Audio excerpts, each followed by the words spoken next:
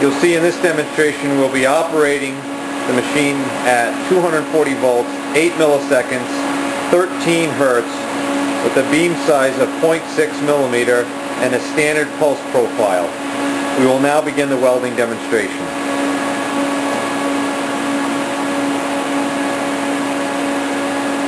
This demonstration will show simply running a bead along the perimeter of the sample tool steel as we're rotating the adjustable XY table.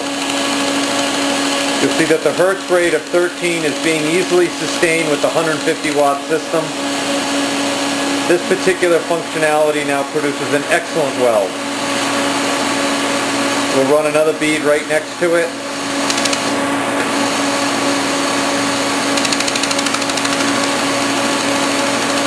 You'll see that the energy sustains the output.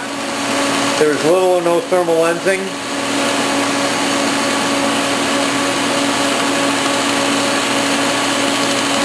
This is a high-speed welding application running at a very high hertz rate. Estimated wattage is in excess of 150 watts on this system.